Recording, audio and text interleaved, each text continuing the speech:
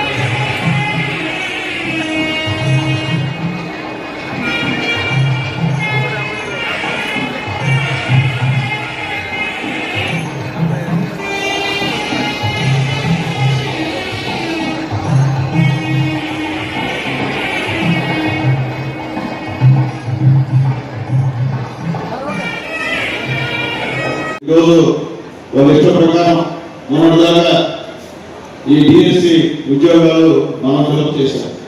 గత 5 సంవత్సరాలు ఆ గవర్నమెంట్ పరిపాలించింది. ఒక్క ఉద్యోగం కూడా ఫిలప్ చేసినటువంటి లాభాల పోలా.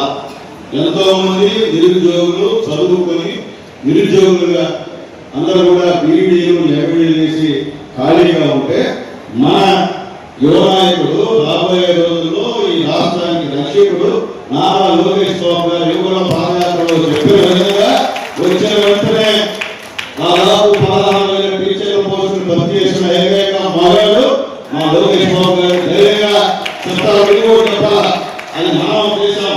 మన గవర్నమెంట్ చేసింది, మన యువ నాయకుడు చేశాడు. వేరే చేయకుండా ఈ రోజు వచ్చి దాంట్లో అవకాశాలు జరిగాయి, డబ్బులు ఇచ్చి ఉద్యోగాలు ఇచ్చామని ఇష్టం ప్రకారంగా మాట్లాడే విషయం కూడా చేస్తున్నాం. అది మనం తెలిపోయింది.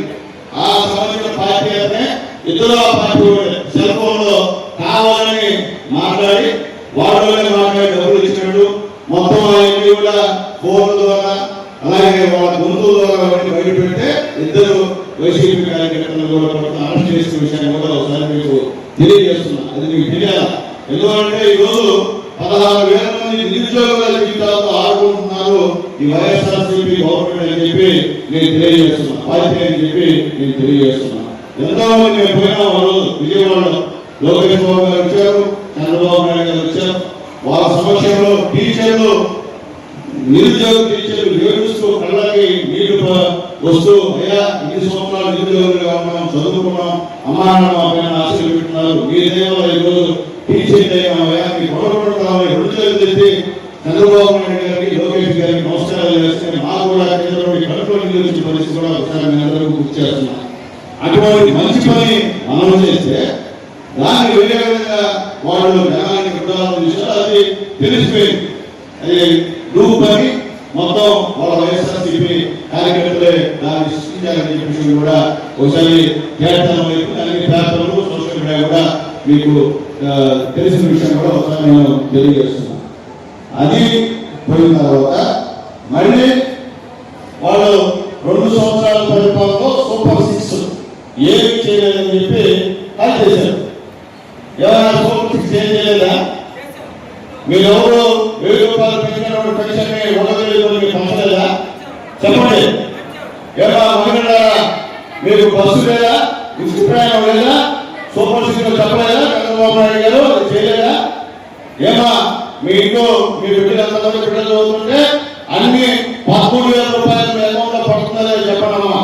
అలాగే రైతులు ఉంటే మీకు సంవత్సరానికి 20,000 రూపాయలు మోడీ గారు ఇచ్చినటువంటి 6,000, చంద్రబాబు నాయుడు గవర్నమెంట్ పవన్ కళ్యాణ్ గారు ఇచ్చినటువంటి 16,000, 14,000 మీకు పడుతుందో రైతులు కూడా చెప్పాల్సిన అవసరం అని చెప్పి నేను తెలియజేస్తున్నా. మేము ఈ విధంగా సూపర్ 6 అమలు చేస్తుంటే మీరు కావాలని పేపర్లో తగలేసే కార్యక్రమానికి శ్రీకారం చుట్టిన విషయాన్ని కూడా నేను తెలియజేస్తున్నా. ఎందుకంటే గతంలో మనం అపోజిషన్ ఉన్నప్పుడు ఒక్క ధర్నా కూడా చేయడానికి అవకాశం లేదు. మన ఇంట్లో బయటకు వస్తే పోలీసులు వచ్చి లాభం చేసేవాళ్ళు. దాదాపు ఇక్కడ మీ అందరి పైన కేసులు ఉన్నాయి, వేదిక మీద అందరి పైన కూడా కేసులు ఉన్నాయి, మా పైన కేసులు ఉన్నాయి. దాదాపు 15-16 కేసులు నా పైన కూడా పెట్టిన విషయాన్ని కూడా మీకు ఒకసారి గుర్తు చేస్తున్నా. మీరు ఆ విధంగా చేస్తే మన నాయకుడు పెద్ద అంబేద్కర్ రాజ్యాంగం అమలు పరుస్తూ వాళ్ళు ఫ్రీగా వదిలేసిన వాళ్ళే ఈ బాధలన్నీ కూడా ఫ్రీగా వదలకూడదు. ఎందువల్ల మనం వదిలేవాళ్ళేమన్నా ఒక ఇష్ట ప్రకారంగా ఈరోజు బూతులు మాట్లాడడం, ఏకత్వంతో మాట్లాడడం, ఒక మహిళ హోమ్ మినిస్టర్ ని అమర్నాథమైనటువంటి ఒక మాజీ మంత్రి గారు నోటుకు వచ్చినట్టు మాట్లాడడం అనేది ఎంతవరకు సమంజసం అని చెప్పి నేను ఒకసారి అడుగుతున్నా. ఇది మీరందరూ కూడా చర్చ పెట్టాలా. ముఖ్యంగా ఆడవాళ్ళు ఏమన్నా ఆడవాళ్ళు పూసుకోకూడదు, మొత్తానికి పూసుకుంటే తప్ప ఆడవాళ్ళు రాజకీయాలు రాకూడదా?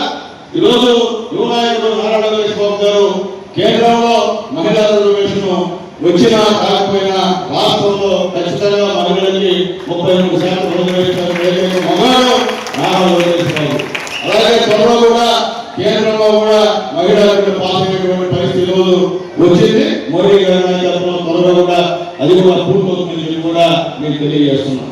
ఈ విధంగా మహిళలకి ఈ రోజు ప్రాధాన్యత ఇస్తుంటే అప్పుడు నందమూరి తారక రామారావు 50 మహిళలకి ఆస్తిలో సమాన హక్కు ఇస్తాననేటువంటి పెద్ద మనిషి ఆపాదిలో ఉంటే ఈరోజు మీరు ఏం చేస్తున్నారు?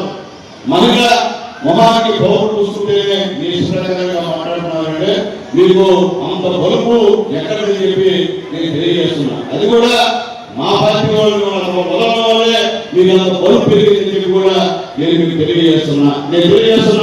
ఈ గవర్నమెంట్ లో మహిళల జోలికి వస్తే మా లోకేష్ బాబు గారు పవన్ అన్న ఒప్పుకోవాలని చెప్పి కూడా మహిళలు తెలియజేస్తున్నా.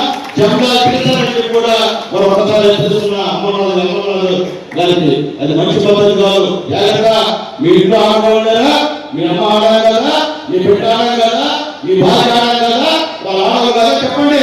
వాళ్ళని పోటు చూసుకోరా, మహిళలను పోటు చూసుకుని ప్రజలు ఆడవాళ్ళ గురించి మాట్లాడడం మంచి పద్ధతి కాదని చెప్పి అమర్నాథ్ గారికి మరొకసారి హెచ్చరిస్తున్నారని తెలియజేస్తున్నా.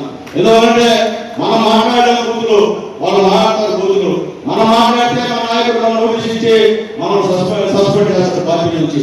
వాళ్ళు మాట్లాడితే వాళ్ళ నాయకుడు వాళ్ళకి పూలమాల వేసి బిర్యానీ పెట్టి పార్టీ నుంచి వాళ్ళు సమర్పిస్తారు. మన నాయకుడికి ఆ నాయకుడికి తేడా అదే చెప్పి అందరూ కూడా నేను తెలియజేస్తున్నా. ఈ విషయాన్ని ఖచ్చితంగా ప్రజల్లో చెప్పాల్సినటువంటి పరిస్థితి మన అందరి మీద ఉందని చెప్పి నేను తెలియజేస్తున్నా. అట్లాగే ఇప్పుడే సభ గురించి చెప్పాడు వెంకటేష్. ఎందుకంటే గతంలో వెస్ట్ బెంగాల్లో దాదాపు 40-50 లక్షల ఓట్లు పోయినాయి. దానివల్ల గవర్నమెంట్